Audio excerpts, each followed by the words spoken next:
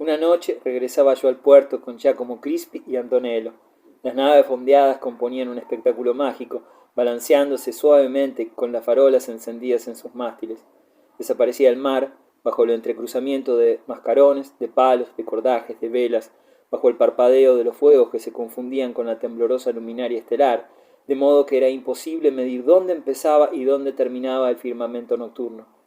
Había allí 300 bajeles, todos encendidos, todos vibrantes, como aves inmensas, del Papa, de España, de Venecia, de Nápoles, de Saboya, de Génova, de Sicilia, de Manta.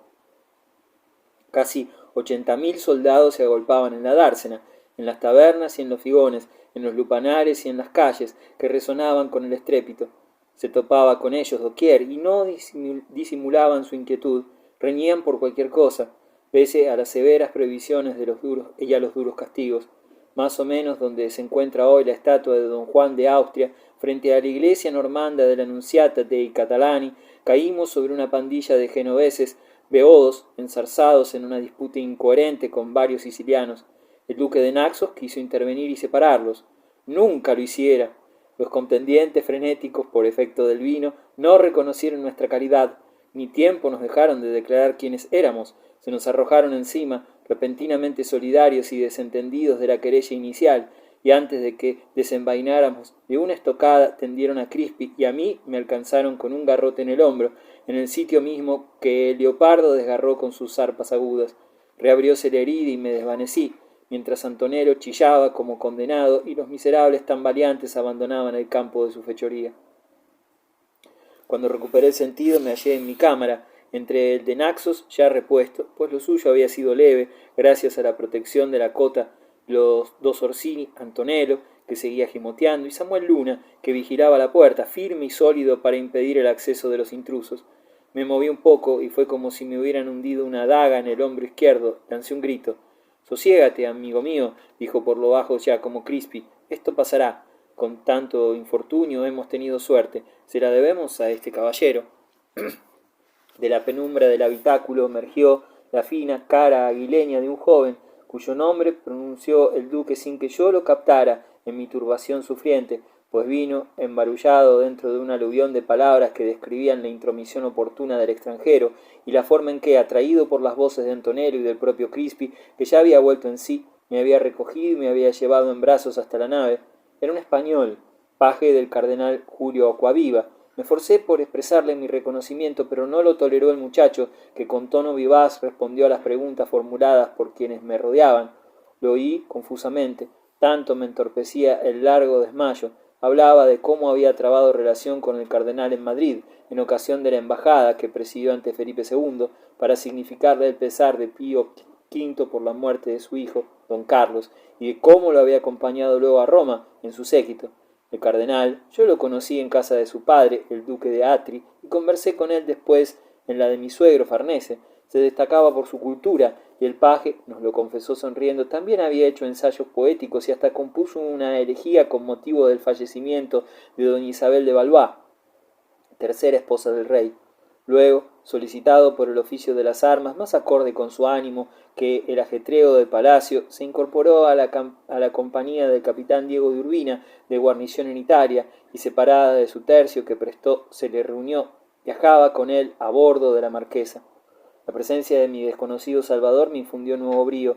Emanaba de sus ojos, de sus ademanes, de su personalidad un poderoso influjo. La mención de sus inclinaciones líricas me impulsó a manifestarle, sin desprenderme de mi aire condescendiente, que yo era asimismo poeta, y mandé a Antonello que buscara el ejemplar de Ariosto, del cual no me separaba nunca. Le lo entregué al paje de Acquaviva y le pedí que lo conservara en recuerdo de mi gratitud. Él lo tomó con respeto y algo dijo de cuánto admiraba al furioso. «Permita vuestra excelencia», expresó, «que a mi vez le deje el libro de un autor excelso, de un poeta de Castilla». Sacó de su faltriquera un volumen muy manoseado, y Horacio leyó a la luz escasa que se trataba de las obras de Garcilaso de la Vega, publicadas el año anterior.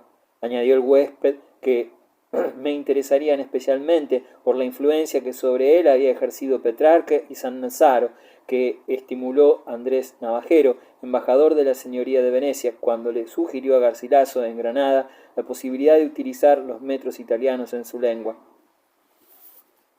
El duque de Naxos nos escuchaba con desplantes de conocedor, si bien poco sabía de estas cosas, y mucho de mujeres, de halcones y de manjares, y yo, aunque mi juicio no era muy claro, tampoco quise pasar por lego en el asunto y le contesté que ya en Bolonia, hacia 40 años durante las fiestas de la coronación de Carlos V, había tenido mentas de la hermosura de las églogas de Garcilaso, quien estaba allí entre los mancebos más próximos a la majestad cesaria.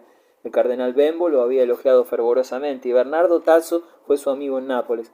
Garcilaso ha sido, añadió el muchacho, poeta y guerrero, como su excelencia. Murió en Francia, en el asedio de una fortaleza camino de Frejus. Lo destrozaron bajo una piedra enorme. Cayó al foso. Tenía 33 años. Yo, tonto de mí, en lugar de alentarlo para que continuase refiriéndome episodios de la vida del héroe, me puse a explicar lo que representaba mi propia creación literaria. Me refería a Bomarzo, mi poema inexistente, definitivamente descartado, como si en realidad lo hubiera escrito. Él me atendía con solicitud cortés. He guardado en la mente su imagen nítida, la frente alta, los ojos negros bajo las cejas de preciso dibujo, los pómulos moldeados, la nariz fuerte y sensible, las sonrisas que lo esclarecían, los dedos largos que acariciaban las tapas del Ariosto. Entró el médico de Marco Antonio Colonna para cambiarme los vendajes. Salieron todos menos Antonello, que, ufano de su responsabilidad, se quedó para presentar al físico los lienzos limpios y la escudilla, pero torcía la cara, rehuyendo la visión de los paños ensangrentados. Antes de que se fuese, pedí al paje del cardenal Acquaviva que tornase a visitarme. Prometió hacerlo, pero el día siguiente no apareció por la capitana, y al otro, 8 de septiembre, se efectuó en Mesina la revista general de la flota. Ya no lo vi nunca más, y concluí por olvidarlo. Siglos más tarde he pensado infinitas veces en él, con desesperación. Durante el resto del viaje leí los poemas de Garcilaso. Solo entonces noté en la segunda página del ejemplar la firma de quien me lo diera. Estaba trazada en 2 líneas unidas por el diseño de la rúbrica, y en ella se apretaba un nombre que jamás había oído de labio alguno: Miguel de Cervantes Saavedra. Ay, si yo hubiera sabido, si hubiera adivinado, pero ni siquiera pude enterarme de la edición del Quijote, para la cual faltaban 34 años todavía, ni de nada. Cervantes se redujo a eso para mí, a un paje, a un camarero del cardenal Acquaviva y Aragón, un soldado del capitán Diego de Urbina, del tercio de don Miguel de Moncada, que me transportó en brazos desde la plaza de la Nunziata de Catalani hasta la galera del duque de Pagliano, como Samuel Luna me había trasladado otras veces, un poeta, un muchacho a quien di mi volumen del Ariosto y que me dio el suyo de Garcilaso de la Vega, unos ojos negros, una leve sonrisa. Mi sangre manchó sin duda su jubón, en tanto me sostenía, me abrazaba, junto al mío el corazón de Cervantes, y yo, imbécil, le mentí mi bomarzo retórico en 40 cantos fantasmales, en un diluvio de estrofas invisibles, cuando él callaba y aprobaba mis pobres frases preñadas de vanidad. Si hubiera sabido, lo hubiera aposentado en mi castillo, lo hubiera festejado como un monarca, mejor que al cardenal de este, mejor que al duque de Urbino, mejor que a la marquesa de Mantua, mejor que a ninguno, pero se fumó de mi lado, temeroso quizás de importunarme, de incomodar al gran señor romano que escribía un poema destinado a los triunfos inmortales, y el Garcilaso se extravió. Lo habrán perdido mis hijos o mis nietos o los lantes de la Rovere. ¿Quién iba a fijarse en un librejo sobado? ¿Quién iba a fijarse si ni yo, ni el duque de Naxos, ni Horacio, ni Nicolás Orsini, ni nadie, ni absolutamente nadie, dentro del ejército de 80.000 hombres, en momentos en que lo único que nos apasionaba era averiguar qué resolvería don Juan, a quién favorecía Marco Antonio, qué problemas creaba la testarudez del viejo Sebastián Beñero, que se contaba de Alejandro Farnese, del Marqués de Santa Cruz, de los caballeros del Santo Estéfano, de los malteses? Nadie presintió que entre nosotros pasaba, rescatándose, oscura, encarnada en un muchacho de Alcalá, que dejó una mano en la empresa, la dolorosa gloria. Pero ahora, si pienso que mi sangre salpicó su jubón, acaso sus dedos y su rostro, en el acecho de Mesina, se me calientan las venas y tiemblo. La Real de don Juan de Austria levó anclas la primera. 60 galeotes la impulsaban al ritmo de sus remos. El nuncio de su santidad desde un bergantín en la boca del puerto bendijo la escuadra que partía hacia la mar de Grecia. Una a una desfilaron las galeras, las galeazas, las fragatas. Las había muy bellas, con áureas alegorías en las popas y en las proas, esculpidas con fachadas de palacios. En la de Juan Andrea Doria servía de fanal un gran mapamundi de cristal transparente, regalo de su mujer. Ondulaban en la brisa las banderas que distinguían las alas diversas de la flota para el cuerpo de batalla, dirigido por don Juan. Las azules, para la formación derecha de Doria, las triangulares de verde tafetán, para las de la izquierda del proveedor general el veneciano Agostino Barbarigo, las amarillas, las blancas para la reserva del Marqués de Santa Cruz, pero en la Real y en las naves capitanas, como la mía, en lugar de banderolas se izaron a los mástiles delgadas flámulas que provocaban a los aires. Faltaba aún, antes de la batalla, 20 días. Las noticias que nos alcanzaron desde Corfú no eran como para alentar. Bogábamos al principio sin ayuda del viento, remolcando las galeazas pesadísimas, deteniéndonos a destacar algunas embarcaciones cuando nos informábamos de que en tierra nos aguardaban nuevos contingentes españoles de los presidios del reino de Nápoles, que vendrían a secundar a los galeotes, y milicias de la Pula. Se oían incesantes el golpe acompasado de los remos, las voces y azotes de los comitres, los gritos de un puente al otro, intercambiaban los cuatralbos, los crujidos de las arboladuras, el canto de los grumetes que pregonaban las horas. Una ciudad entera se desplazaba sobre la espuma, contorneando el extremo de Italia. Los jefes reunidos en consejo discutían, aunque cada capitán recibió al abandonar Mesina un memorándum prolijo que le indicaba su ubicación y su ruta. En el cielo calmo, una noche plateada de estrellas en que soplaba el viento del norte, brotó una luz cegadora que atravesó el espacio con su fusta de llamas. Levantóse de los cofas donde goteaban las vigas un vasto clamor. Dios nos daba la señal del triunfo. Yo fui testigo del signo candente. Estaba sentado en mi silla junto al palo mayor, arrebujado en las pieles de oso. Me dolía la carne desgarrada. Hubiera querido tenerlo a mi lado a Silvio de Narni para que comentara con él el celeste presagio, pero Silvio había muerto, como Maervale, como Girolamo, como Hipólito de Medici. Todo el mundo había muerto, y nosotros navegábamos hacia la muerte que nos esperaba en el mar de Grecia, rodeada de maravillosos vaticinios. En esa silla transcurría para mí buena parte de los días largos, cuando Marco Antonio Colonna me instó a fin de que permaneciera en Mesina, porque lo aconsejaba la prudencia, me negué a hacerlo.